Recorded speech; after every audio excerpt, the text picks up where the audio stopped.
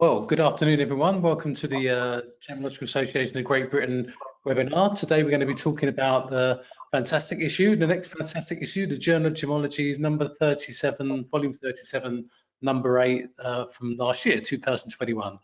So no need for some introductions. Of course, we're joined by Brendan Laurs, who's editor of the journal, and we have a special guest today, all the way from France, is Emmanuel Fritsch, who has a fantastic article that he's going to talk about in today's webinar. So I think we should just get straight on, and over to you, Brendan.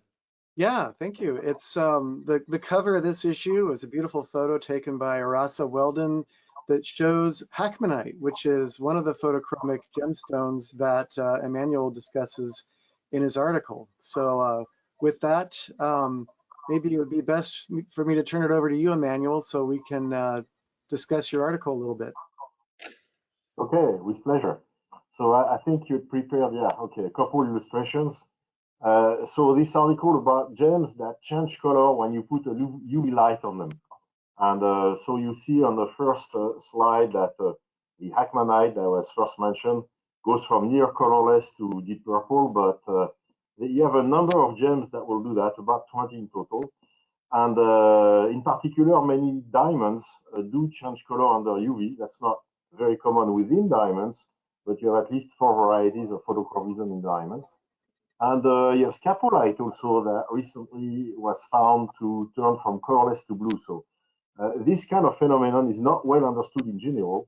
And they actually kindly said that it was my article, but actually it's Theodore Blumentritt article. It was my PhD student, just left the lab, just started GGTL in Switzerland, in Geneva. And so Theodore wrote this article because his PhD topic was the photochromism of sodalite and scapolite. And so we just explored the other photochromic gems to find out if you could find some kind of general law to understand. And basically, you have 2 categories. Really, you have the ones in which we have some idea what's going on.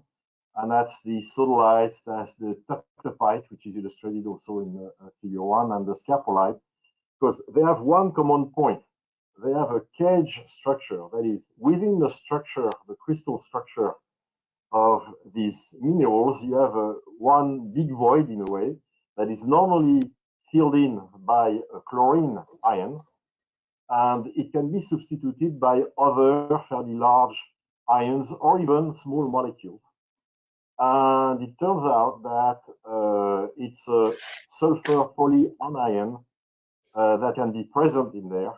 And indirectly, it induces in the next cage, the seat next to the original seat of the sulfur polyanions, to compensate the charge, you have to have a vacancy that is a missing chlorine atom. And so it seems that this particularity in the structure of a cage, the presence of sulfur, the vacancy next to it, is what causes the photochromism of these 3 silicate with the cage structure. When it comes to zircon diamonds, they do change color under UV, sometimes in many different ways. But all we can tell you is that there is an electron moving around somehow. And that's what represented basically by the second slide. Oh, it moves, yeah. So keeping in mind that we don't want to turn you all into detailed physicists, we try to represent what goes on with a simplified and somewhat humoristic energy diagram. So this is officially an energy diagram with where the electron starts, which is the ground state, which is the ground on which the basketball guy is jumping. And normally it goes to the conduction band, but what makes this very particular is that there is a trap level. And the trap level is represented by the basket with a knot underneath it, so the ball stays in there. And somehow there is some electronic process which is generally represented by visible light, which is the smaller guy. So represented smaller because it's less energy, and you present green because that's in the middle of the visible, like my eyeglasses. And so you push with that little energy, and it's enough for the ball to fall back into the ground state. So you go back to the original color. So photochromism is really that you change, that's the left part of the diagram, it's that you change the energy of an electron and stick it in a trap, basically, but it's reversible. That's what to be remembered. Photochromism is reversible. You change the color, but you leave it in the dark, or you put it under visible light, and it turns back to the original color. So it's very playful. It's a toy, basically. A photochromic gem is a toy, you know. You change the color, and wow, it comes back to the original color. And it's more fun when the change of color is spectacular, which is the well-known case of Hackmanite, the variety of sodalite which has that extra sulfur which allows the process I just described. But in many diamonds, you have similar things going on, but the nature of the defects, the exact nature of the defects is not well known, although we have some good ideas for some of the processes in diamond. So basically, that means that when you stick a gem under a UV light, besides the luminescence you might see, there may be also another phenomenon going on, meaning it changes color. And that may happen even on a diamond or even a corundum, things that are fairly common. So beware of that, because if you are looking at a tuctopite, for example, you may have a pale pink tuctopite, and you may describe it on a report as pale pink. Then you put the UV on it, and it's dark purple. And then you don't know what the color really is. So you have to pay attention to that. And the same thing is known to happen recently on the recent variety of CVD synthetic diamond, where some of the diamonds go from colorless to light blue, blue in diamond. If you miss that, your customer might not be too happy, or you might be vexed because you just missed that on a diamond that was submitted to you. So there is a toy aspect to it because it's fun to watch. There is also a very serious economic challenge behind that, which was the basic purpose for which we wrote this article, is to alert the community to this phenomenon, which is described here and there in small pieces, usually in notes throughout the gemological literature, but there's no really a review of all that. So we sent this hefty article to brave Brendan. Decided to cut it into, he's pretty savage with that, and cut it into parts because it's too big, but it's big because there are so many different phenomena that answer that definition of reversible change of color, essentially under UV. And so there you have it. You have the first part, and you will have the second part soon. It's under final edit, as we say. That's right. So part 2 of the article will be coming out in the next issue of the journal, and that article will focus on diamond, both natural and synthetic, as well as the sapphire that you mentioned, and barite. So those 3 gem materials, whereas this part 1 covers the Hackmanite, scapolite, tuctopite, and zircon. I think the next slide actually shows a nice example of the Hackmanite, or no, the cage structure. That's the structure. That's the famous cage structure on the left, and on the right you have the shape of various sulfur-related ions that you might find in those cages. So officially, when you have sulfur in the sodalite, it should be the one at the bottom, an Se4-2. But what causes the photochromism is perhaps another form. Actually, we are not totally convinced of what really goes on. As you will read in the article, there are still, everybody says is the S22- ion, but really when you try to find the proof of that, you don't find it. And with very detailed work, with a technical SPS, we don't get into details of that in the article. That would be in a scientific article later, but we really try to prove that what everybody writes is correct by demonstrating that that famous ion S22- is present, and we found absolutely no proof of its presence. So that's disconcerting. Okay, yeah. But that often happens in science, you know. People say something for 30 years and you try to prove it and you can't. Well, it's interesting that with all the technology we have, we're still unclear on what the cause of photochromism is. So that's very often the case. Yeah, the next slide then is the one I think that shows the Hackmanite, as well as the spectrum there. It looks like Emmanuel's computer froze up there. So there, are you back?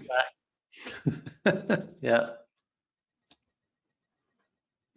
This is caused by that iron. Or do you have the entire article actually ready to be commented there, Brendan? But you can see the spectacular change here from near colorless to deep purple. I think deep purple is a good description that rings well with many ears, if you see what I mean. For those musically inclined, yes. For those musically inclined, that's much better said. Thank you, Brendan.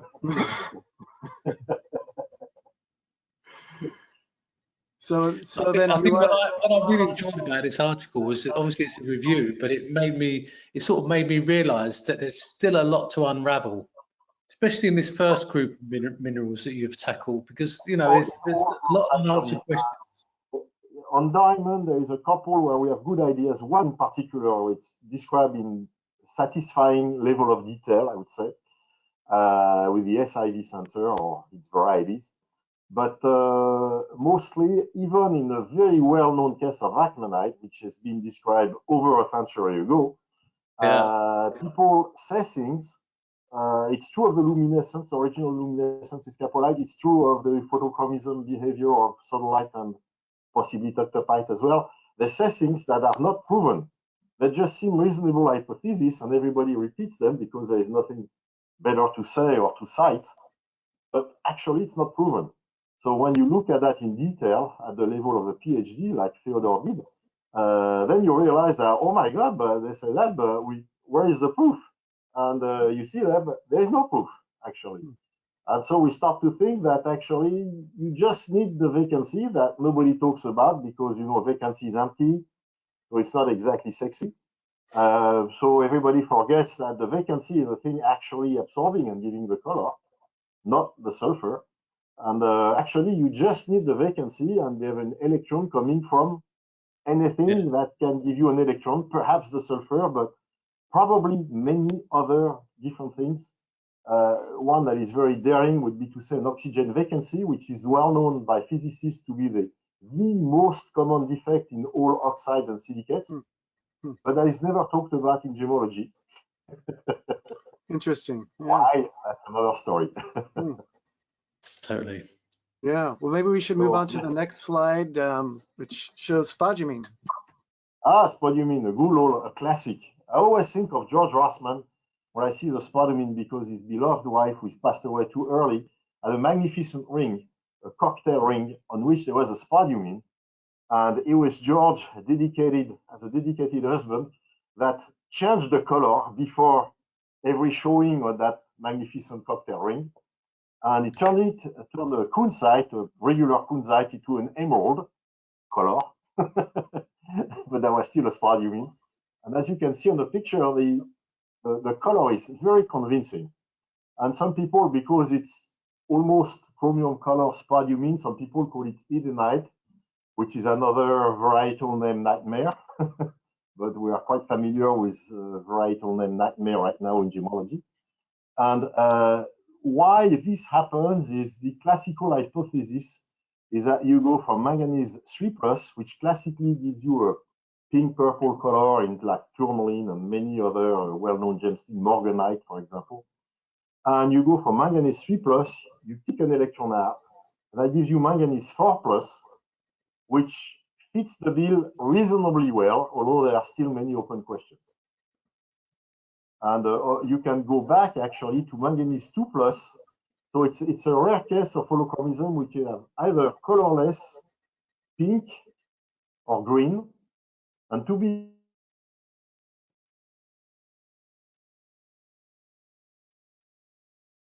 He'll come back. Hope so. French internet. Yeah. Here we go. be honest, on the diagram that's on the left, you see there's also a step which is classically described. It's a mix of exactly the same amount visually of pink and green. And the mix of pink and green is gray, but then when it's very light, it appears to be colorless. It seems like it's colorless. So that's the peculiarity of spodumene from the point of view of photochromism, that you have potentially 4 different colors. Interesting. Very two interesting. looking very much like nothing, and two very, very noticeable. So what do you have in store again? You have another image to comment in your sleeve here?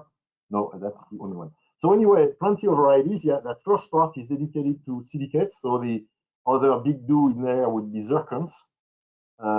We thank Mike Gray for providing all sorts of insights about the photochromism of zircons and showing us that there's a very classic one, what you find in the trade called chameleon zircons. It's a terrible term because it has nothing to do with chameleon diamond, but I've seen that used very often.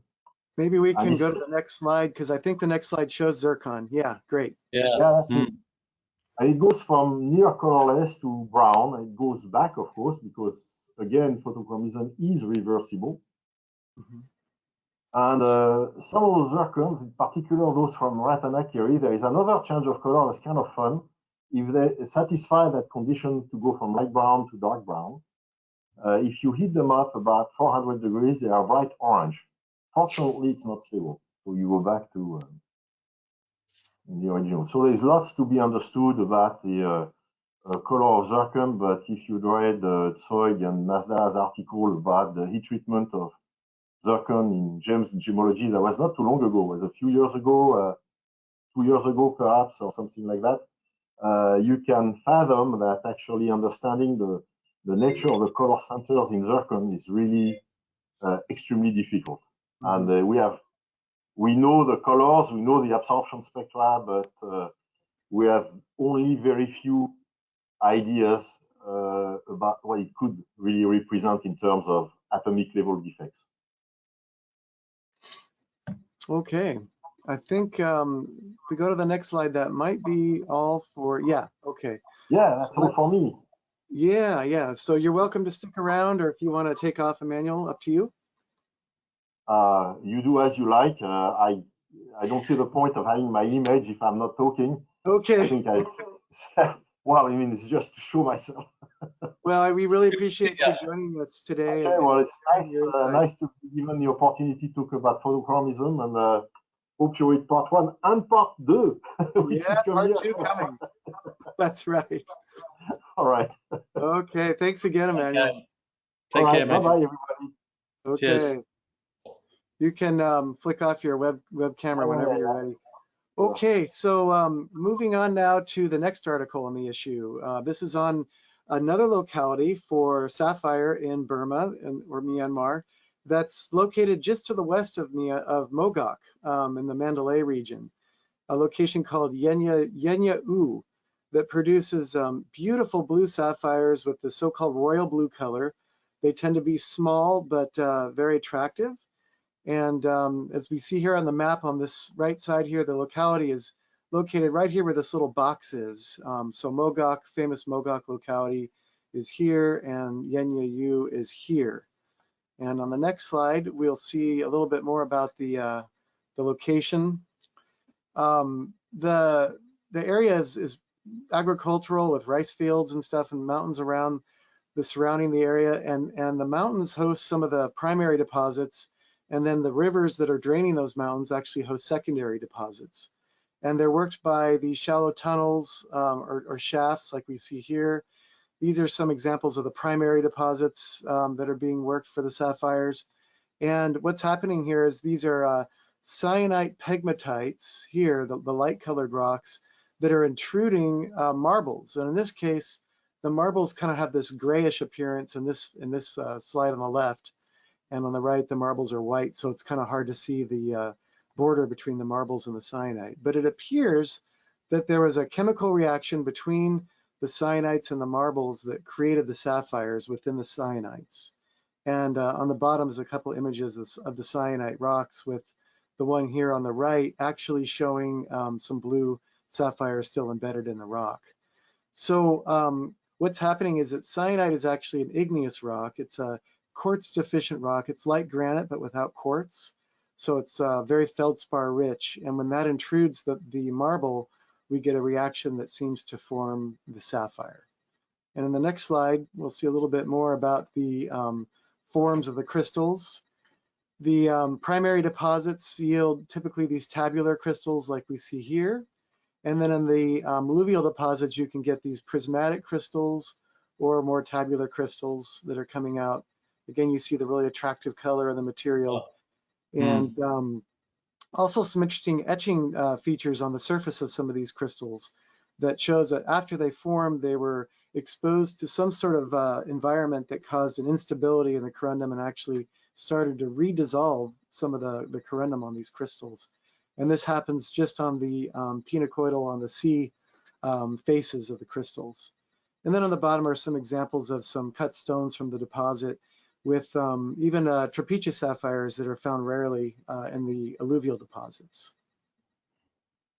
We'll go to the next slide. Inclusion features. There's a wide variety of inclusions that are shown in these sapphires. Most commonly are diaspore, like we see here in the upper left. And in addition, we have what's called pennantite, which is a type of chlorite type mineral, as I recall. And here we have some graphite that's in amongst these parting planes. And then on the bottom, we have a albite crystal, and then a biotite with some fluid veils, and another mineral called melanophlogite, which are these little white crystals. And finally, an inclusion here in one of the primary sapphires that's apatite. You can see just a small crystal. So lots of different mineral inclusions in these sapphires.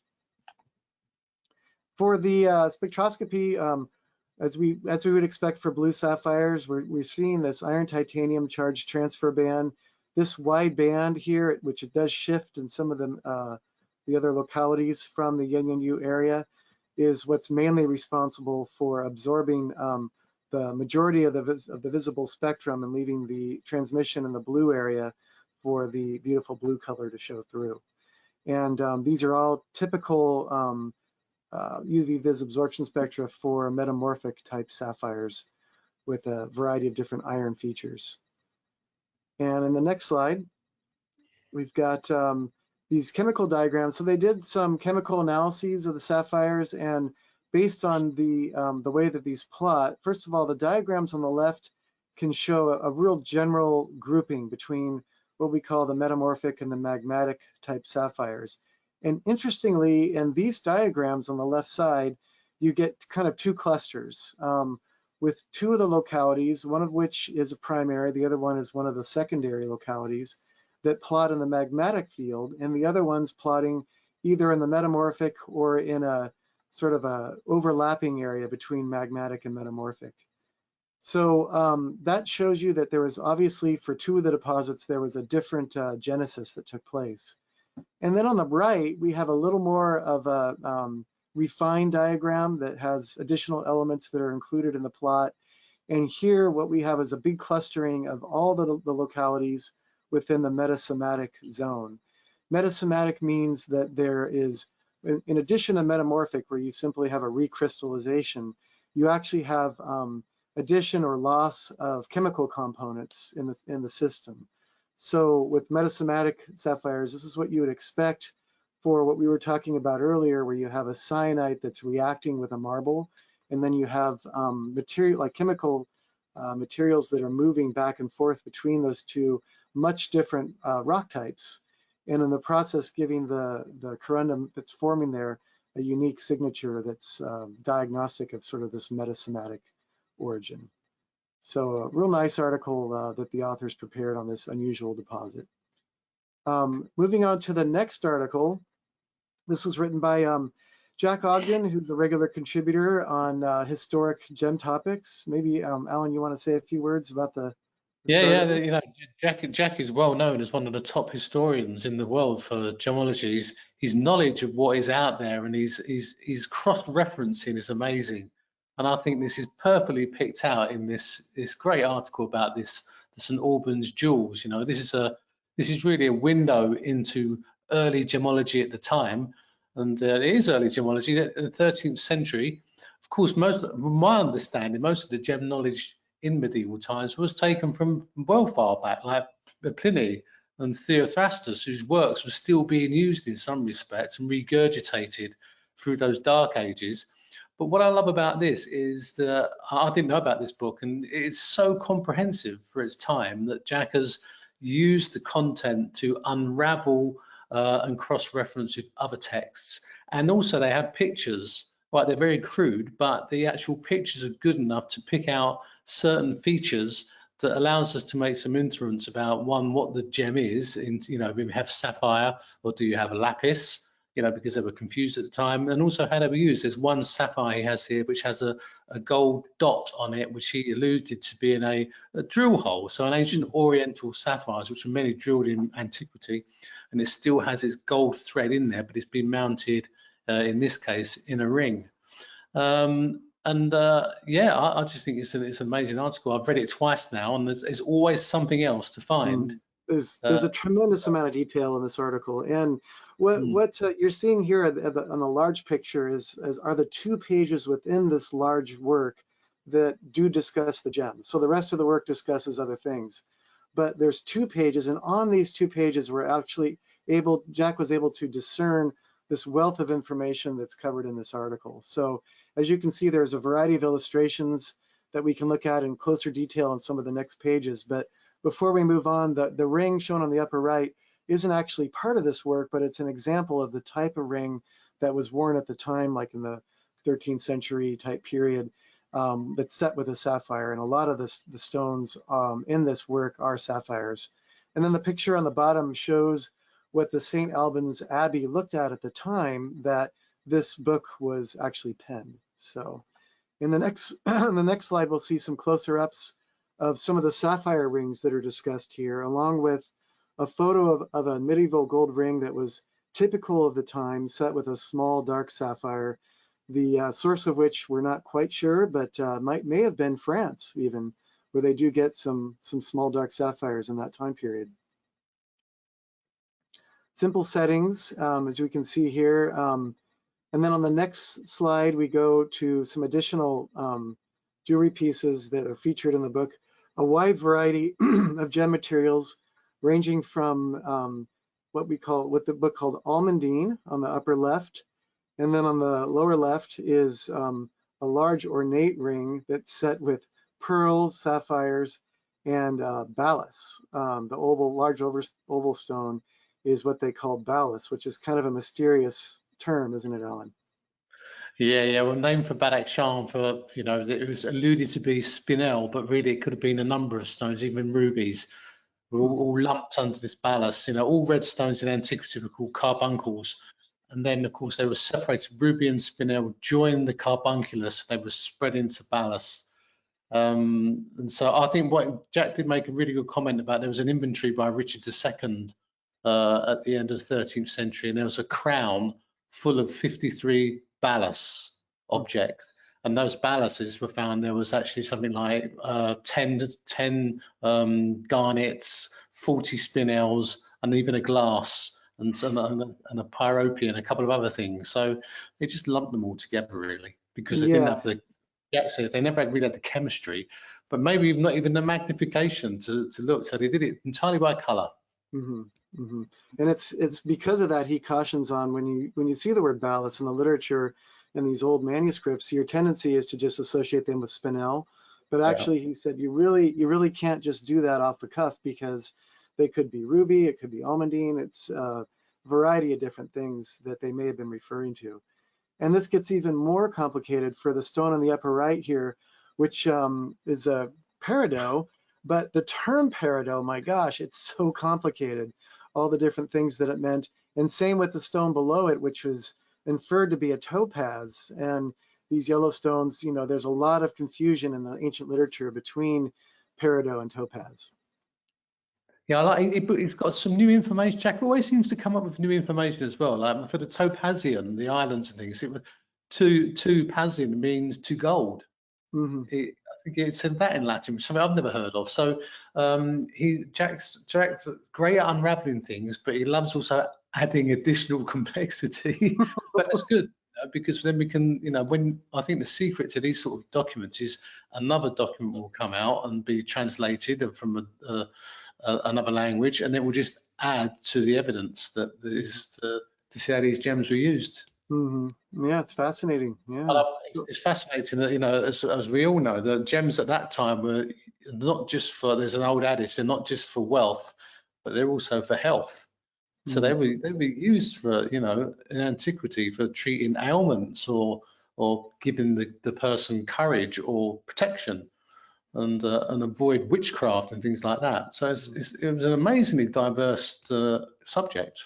Yeah, it's one of the things Jack highlights in the article is that you have kind of the two different emphases on gems in the literature at the time. One being sort of a characterization or a listing of inventories of the gems themselves, and the other being the, you know, metaphysical properties, if you will, of the stones for protection or ailing, fending off sickness or danger or whatever the case may be. And some of the jewelry pieces that we see here, in fact, as an example, this peridot here, which is shield shaped, as I recall from the article, they were saying that the shield shape was actually supposed to help ward off something like spasms, you know. And so that's right. Just an example of the merging of the metaphysical with the properties of the stones themselves. So, in the next slide, there's a highlight of a beautiful cameo. This is the largest piece that was presented to the Abbey. These were all stones that were donated to the Abbey, by the way, that we're talking about by various donors. And on the left is a photo, or is a painting from a different manuscript of the donor with the stone, presenting it to the Abbey.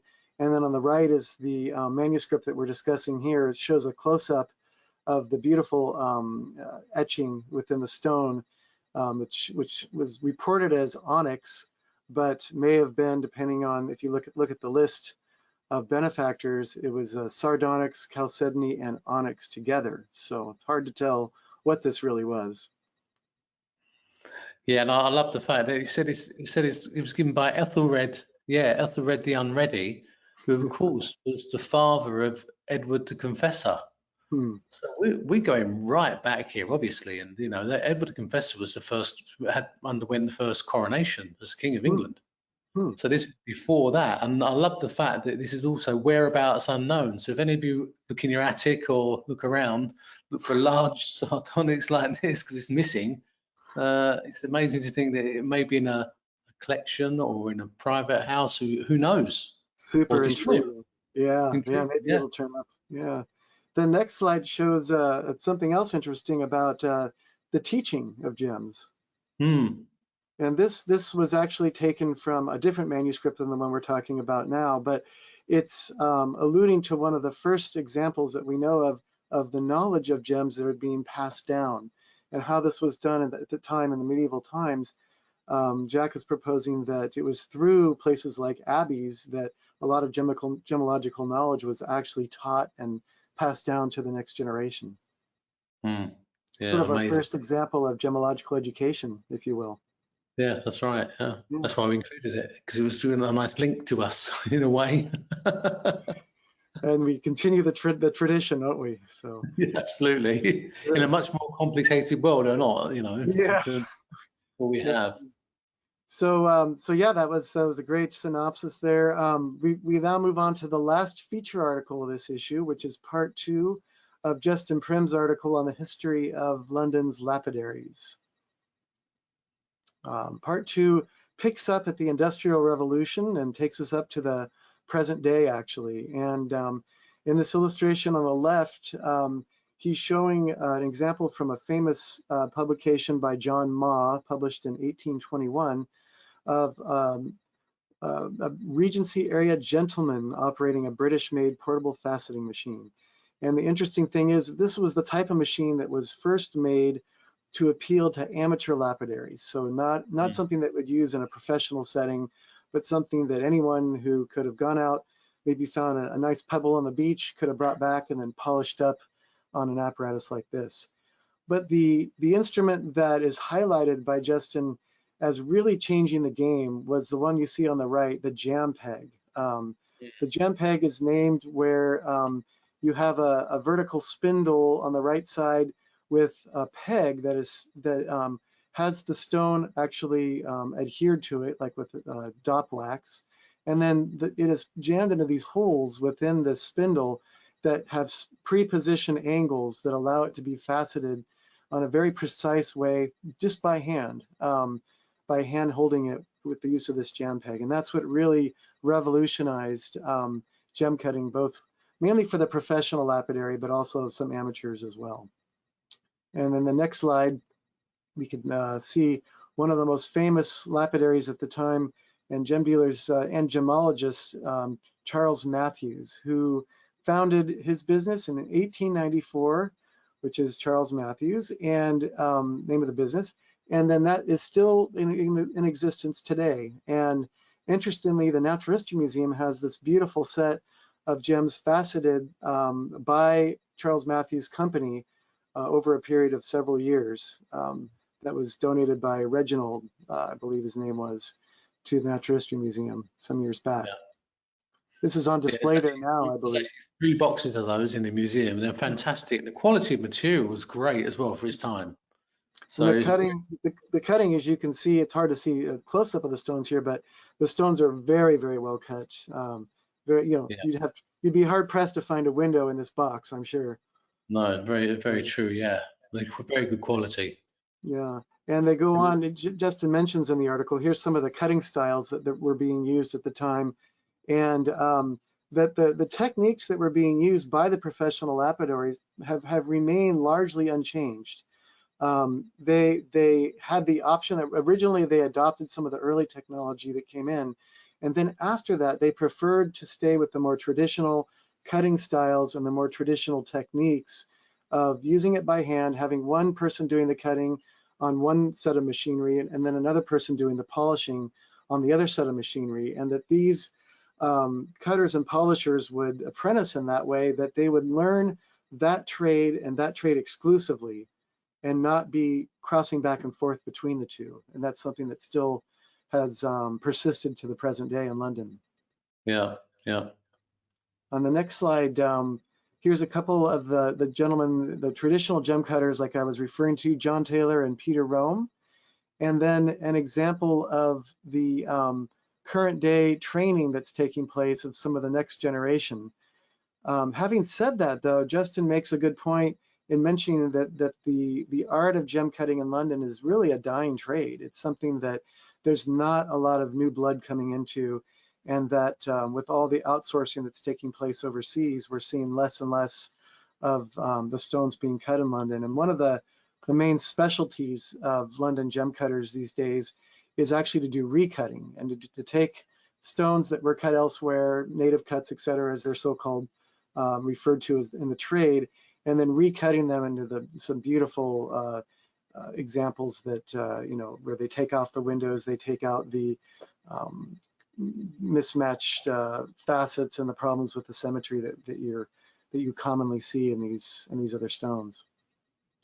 Yeah, I think that's a really good point, because of course when you get industrialization of a technique, then I think the great strength of these individual people is that they know their materials really well as well.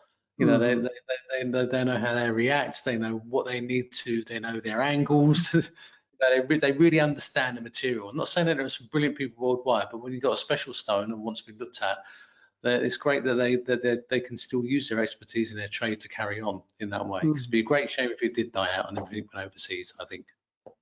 It's interesting to think too, this is taking place still just a stone's throw away from GemA's headquarters. That's right, just around the corner. You walk down the Hatton Garden, you look up and you see the windows and you think, well, what goes on in there? And people like these are busy working away the raw materials, and I think it's brilliant. I really do. Yeah, great. So that's the last article, feature article. Now we'll move on to some gem notes, and this one comes from the AGL lab in New York. So this was an Alexandra, an uncommon, and it is an uncommonly deep red color. The change there is phenomenal. It's absolutely drastic. That's why they wanted to highlight it in the gem note section. This is actually an older stone, or an older set of stones that was cut from a single piece of rough that was found in Brazil many years ago. And it was actually, the rough piece was actually illustrated in another article in Gems and Gemmology. And at the time, it was just called red chrysoberyl. It was almost like they didn't realize that the stone showed color change. But then it was subsequently cut into the sweetest stones. These are just some of the stones that were cut from the single piece of rough, and they all show a similar color change, this drastic change between the red and a slightly greenish blue.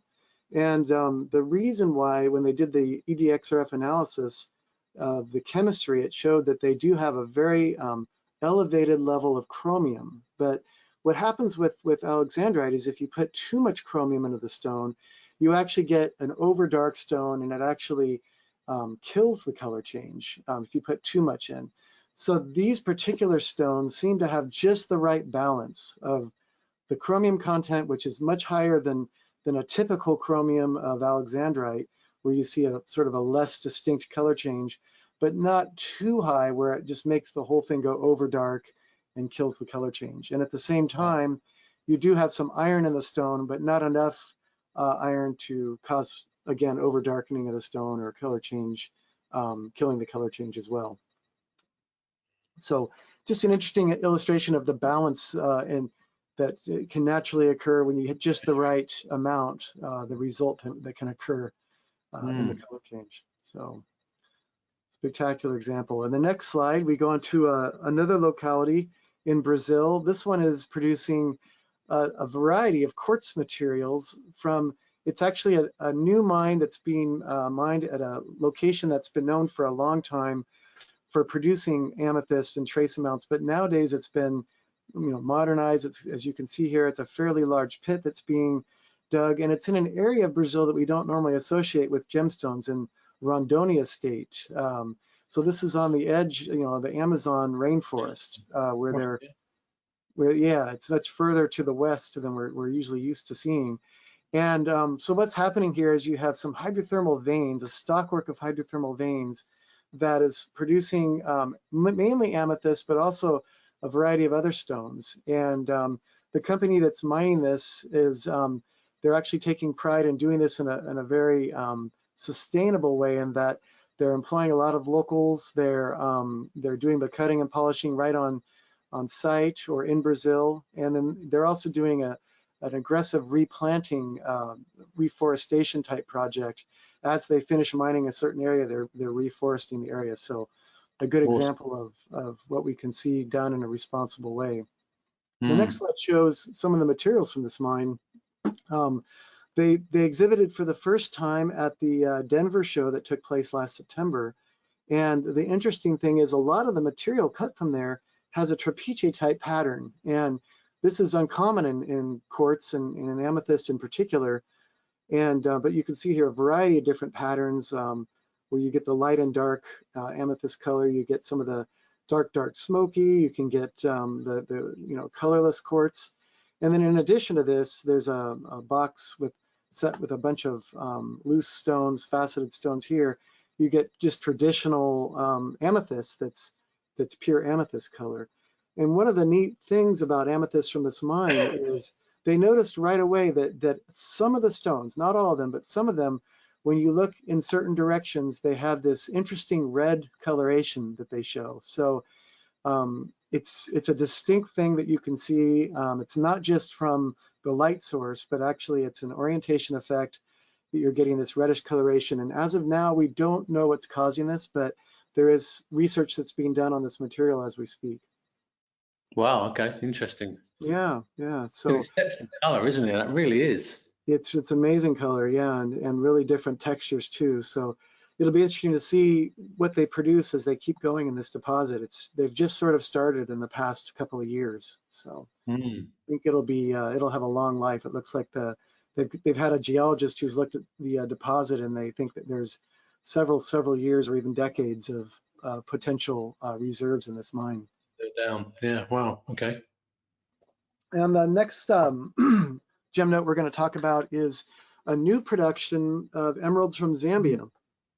And these are quite interesting. Most of the emeralds in Zambia come from a location known as Kafubu, which there's several deposits in one area that host the emeralds within a typical biotite or phlogopite schist that's adjacent to quartz veins and pegmatite type veins. So it's your typical what we call schist hosted emerald. A lot of times you see biotite inclusions because of the host rock. Now, this deposit at Musakashi is totally different. It's in a different area of Zambia, and the geology is a little bit difficult to discern because the deep weathering in the area, but it appears to be similar to the material from like Davdar in China or Panjshir in Afghanistan, and that they're hydrothermal veins that are cutting metasediments. Most of the production has been kind of coming out in drips and drabs, but recently they've been finding that more of this material has been entering the market. And it's very attractive material. Because of its different formation, it has an appearance which is very similar. It's got three-phase inclusions, for example, that are similar to Colombian emeralds, but also to the material from Panjshir. And interestingly enough, when the SSCF lab did some work on the chemistry of this material, what they found out is that these stones actually have entered the market and are masquerading as Panjshir emerald from Afghanistan. And they actually discovered that some of the stones that they had previously documented in an article in the journal on the Panjshir, the so-called type 2 Panjshir emeralds, which had come out recently, some of those were actually misrepresented and appear to actually be from Musakashi. So it shows you the value of doing the trace element chemistry and using these. They're using very advanced statistical methods to compile this large databases of chemical elements and tease out trends that show locality, origin-specific trends in the trace element data. So despite the fact you can have very similar inclusions and appearances, they're still able to tease out the actual origin using this trace element chemistry. So, that's really interesting, because of course the Panjshir stuff was incredibly good color, wasn't it? Really good quality stones. Yeah. And now they're sort of reversal of provenance and things. But of course, it shows you an example of when you have a stone or a locality in the trade that you can get more money for that locality. It's not at all uncommon to try to put new stones into the trade under a different locality name, so you can you can get some more money from them. And unfortunately, this makes it very difficult for the labs, because if they are being told by reliable sources that they've dealt with for a long time that here are these stones from a certain locality, but that may not be the case, you have to be super careful and really do your homework. You're taking on face value the locality. I suppose the only way to know is to be there at the mine and collect yourself and then do the analysis, isn't it? Yeah, that's certainly helpful. Certainly helpful. But we can't always do that, especially in some of the new emerging localities that we may not even know about yet. So yeah, of course. So this is something definitely worth watching, and that we're in the future, we're hopefully going to see a full article submitted to the journal on this new Musakashi material that will characterize it in more detail and hopefully present some more criteria for separating it from the Panjshir type 2 material. In the next slide, we'll go on to another gem note, the last one we're going to discuss here. Synthetic moissanite's been in the trade now for many years, and it's been quite common to use a variety of testers to systematically look at stones, whether they're set or unset, to determine whether they're diamond, moissanite, or something else. And one of the things this gem note points out two different reminders. First of all, when testing with these types of testers, it's important with moissanite to use one that does thermal conductivity and in addition to electrical conductivity. You actually need to test for both for moissanite. And when testing, you need to make sure that the stone is in a metal, touching metal. So if it's not set in a metal setting, you put the stone on a metal plate, as shown in the photo here in the lower left. And you have to make sure that you're touching the stone with the tester, where there's a metal plate on the tester itself, and you touch the metal on the tester, and then with the other hand, you touch the metal that the stone is sitting on in order to get a reliable test. Now, having said that, there's been an interesting thing, a phenomenon happening in the trade recently that was documented by Ulrich Henn at the DSEF lab in Germany, where you have these stones that come in these plastic boxes you commonly see in the trade, and they've got a hole through the plastic drilled so that you can access the table of the stone with a tester, okay?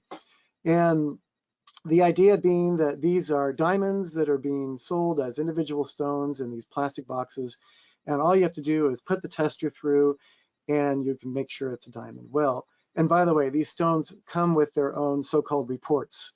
So that so-called certify that they're diamonds.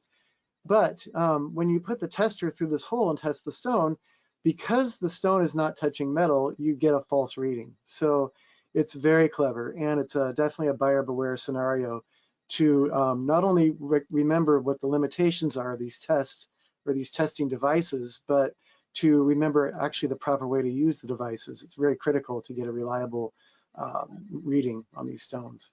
That's right. Consistency is everything, isn't it, to get it right as well, obviously. Yeah, it's just amazing what they come up with, though, to defraud, the consumer or even knowledgeable gemologists who may just get a little sloppy on some of the devices they're using and how they're testing stones. For sure.